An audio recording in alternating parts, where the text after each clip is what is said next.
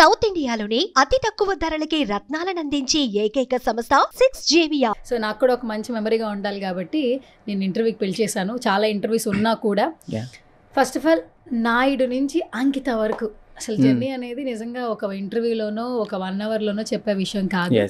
చాలా చూసుంటావు, చాలా నేర్చుకుని ఉంటావు. ఇక్కడికి హైదరాబాద్కి వచ్చి ఎన్ని సంవత్సరాలు అవుతుంది? ఇక్కడికి వచ్చి నేను 9 years అయిపోయింది. నేను పుట్టింది పెరిగింది అంతా వెస్ట్ గోదావరి డిస్టిక్ భీమడోలు, ఏలూరు దగ్గర భీమడోలు మాది. సో అక్కడే నేను డిగ్రీ వరకు చదువుకున్నాను. సో గవర్నమెంట్ కాలేజీలోనే చదువుకున్నాను, మామూలుగా గవర్నమెంట్ స్కూల్స్లోనే చదువుకున్నాను. As usual middle class family. ఆ నాన్నగారు చిన్నప్పుడే చనిపోయారు, నాకు చిన్నప్పుడే చనిపోయారు. అమ్మ ఒక్కరే నన్ను ఇద్దరిని చూసుకున్నారు. మా అమ్మగారికి 22 years అయినప్పుడు మా నాన్నగారు చనిపోయారు అనమాట. ఆ ఏజ్లోనే మేము ముగ్గురిని మమ్మీ అలా చూసుకుంటూ ఉన్న దాంట్లో అడ్జస్ట్ అవుతూ అట్లా బ్రతికి 10th అయిపోయింది. 10th తర్వాత నా లైఫ్ అనేది స్టార్ట్ అయింది. అస్సలు స్టార్ట్ అంటే నీలో ఇంకొక పర్సన్ ఉన్నారని తెలుసుకుంది 10th క్లాస్లో, రైట్? నేను 8 years ఉన్నప్పుడే నాకు తెలుసు. ఎవరికైనా కూడా నార్మల్గా ఈ స్వభావం కలిగిన పర్సన్స్ ఎవరైనా కూడా నేను నా సోల్ ఒకటి చెప్తుంది, నా బాడీ ఒకటి అనేది అందరికీ తెలుస్తుంది. నాకైతే 8 years అప్పుడు నాకు నేనుగా తెలుసుకున్నాను. బట్ ఎప్పుడైతే నేను క్వశ్చన్ చేసుకున్నది వచ్చి 14 yearsకి నేను క్వశ్చన్ చేసుకున్నాను. నేను మిర్రర్ దగ్గర నుంచుని నన్ను నేను క్వశ్చన్ చేసుకున్నప్పుడు నాకు ఆన్సర్ అనేది అక్కడ దొరికింది. అది కూడా నాకు తెలీదు, నా చుట్టుపక్కల వల్ల నాకు అర్థమైంది. సో ఎక్కడికైనా వెళ్ళినప్పుడు నన్ను కొంచెం తక్కువగా మాట్లాడడము, డిఫరెంట్గా మాట్లాడడము, చెక్క 0.5 ఇట్లాంటి మాటలు అనడము, నవ్వుతూ ఎగతాళి చేయడము, అది నేను తీసుకోలేకపోయేదాన్ని. నన్ను నేనుగా ఒక గదిలో ఉండి చాలా, అది నాకే కాదు ప్రతి ట్రాన్స్కి జరుగుతుంది. సో కొంతమంది దాన్ని ఏంటంటే ఫ్యామిలీ కోసం కొంచెం రిచ్ పర్సన్స్ ఉన్నవాళ్ళు సాక్రిఫైస్ చేస్తారు. బట్ ఎక్కువ మోర్ ఓవర్ ఫెమినిటీ ఉన్నవాళ్ళు మాత్రం డెఫినెట్లీ క్వశ్చన్ చేసుకుని ఇది నా లైఫ్ కాదు, ఏదో ఒకటి డూ ఆర్ డై. ఆ టైం అనేది మాకు చాలా క్రిటికల్గా అనిపిస్తూ ఉంటుంది. ఎందుకంటే అద్దంలో నన్ను నేను చూసుకున్నప్పుడు నా హావభావాలు అమ్మాయిలా ఉంటాయి, బట్ నా శారీరకంగా నేను ఒక అబ్బాయిలా ఉంటాను. సో నా మనసు చెప్తుంది అనమాట, నువ్వు ఇది కాదు. నన్ను గుచ్చి చెప్పినప్పుడు సో ఓకే నేను రియలైజ్ అవుతాను నేను ఒక అమ్మాయిని అని. అక్కడ మా లైఫ్ అనేది స్టార్ట్ అవుతుంది. ఆ టైంలో చాలా స్ట్రగుల్ అవుతాము, మెంటల్లీ డిస్టర్బ్ అయిపోతాము. బయటికి వెళ్తే హావభావాలు చూసి పర్సన్స్ మమ్మల్ని డిస్క్రిమినేషన్ చేయడము, ఇవన్నీ మేము తీసుకోలేం. తోటి ఫ్రెండ్స్ కూడా ఎగతాళి చేస్తూ ఉంటారు.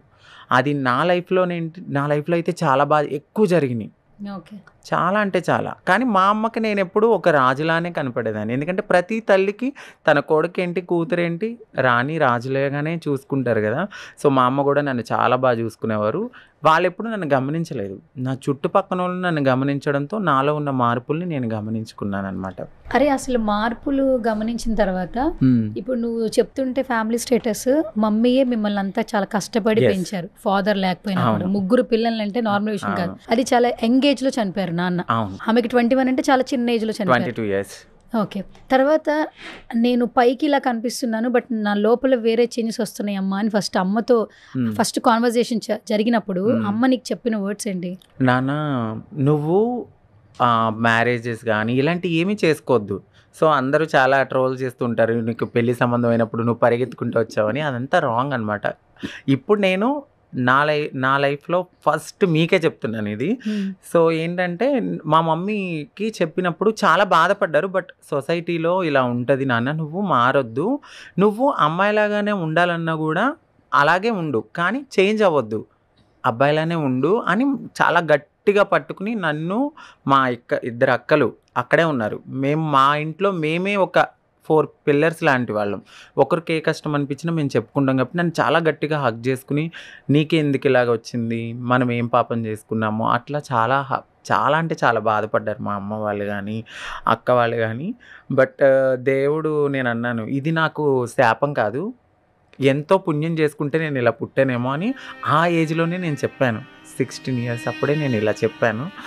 సో కానీ మా ఇంటి పక్కన వాళ్ళు అందరూ నవ్వుకునేవారు, మీ అబ్బాయి అలాగా, మీ అబ్బాయి ఇలాగా అన్నప్పుడు నాకు భయం వేసేది. మా అక్క వాళ్ళ పెళ్ళిళ్ళు నా వల్ల ఆగిపోతాయేమో అని చాలా ఇంట్లో బాధపడుతూనే, కానీ మా అమ్మగారికి వద్దు ఇలాగే ఉండు, మళ్ళీ రేపు నీకు జీవితం ఎక్కడుంది, నువ్వు మారిపోయిన తర్వాత ఆ లైఫ్లో నువ్వు హ్యాపీగా ఉంటావేమో, ముసలిదానివో ముసలోడో లేకపోతే ఏదో ఒకటైతే ఎవరు చూసుకుంటారు, అక్క వాళ్ళకే ఫ్యామిలీస్ ఉన్నాయి, నీకెక్కడ ఫ్యామిలీ ఉంది అని నన్ను పాపం చాలా బాధపడేవారు. ఇప్పటికీ మా మమ్మీ ఇప్పుడు హ్యాపీగా ఉన్నారు, సంతోషంగా ఉంది. ఇప్పుడే హ్యాపీగా ఉన్నారు. జరిగిన ఈ 8 years నా జర్నీలో చాలా కష్టపడ్డాము, చాలా బాధలు పడ్డాము. నవ్వుకునేవారు, ఎగతాళి చేసేవారు. బట్ ఇప్పుడు నేను వెళ్తే చాలామంది వచ్చి ఫోటోలు దిగుతూ ఉంటారు, చాలా బాగున్నావు అంటారు. ఆ టైంలో మా అమ్మగారు కూడా బాధపడి నాకు సపోర్ట్ ఇచ్చారు. దట్టు కానీ 3 ఆడపిల్లలు, ఆ, వాళ్ళకి పెళ్ళిళ్ళు చేయాలి, వాళ్ళ పోషణ మీ మమ్మీదే. అవును, పైగా చుట్టుపక్కల వాళ్ళు ఏమన్నా అంటే ఇప్పుడున్నంత సోషల్ మీడియా ఇంత అర్థం చేసుకున్న తప్పట్లో లేదు. లేదు అస్సలు. ఫస్ట్ ఇలా అనగానే ఓకే వచ్చి వీడు ఇలా డిఫరెంట్గా, ఏదైనా ఫంక్షన్స్కి వెళ్ళినా కూడా నన్ను అసలు పట్టించుకునేవారు కాదు, దూరంగా కూర్చోబెట్టేవాళ్ళు, దూరంగా మాట్లాడేవారు. అంటే చుట్టాలే ఇలా చేసినప్పుడు ఇక సొసైటీ మమ్మల్ని ఎంత దారుణంగా చూస్తుంది. ఫ్యామిలీ యాక్సెప్టెన్సీ ఉన్నా కూడా సొసైటీ అనేది కొంచెం ఎంతైనా కొద్దిగా ఆ గ్యాప్ అనేది ఉంటుంది. బట్ ఈ మా ఫ్యామిలీ యాక్సెప్ట్ చేస్తే చుట్టాలు యాక్సెప్ట్ చేసేవారు కాదు.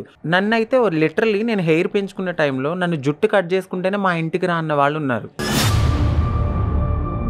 నా నా నడక, నా హావభావాలు చూసి మా చుట్టాలే.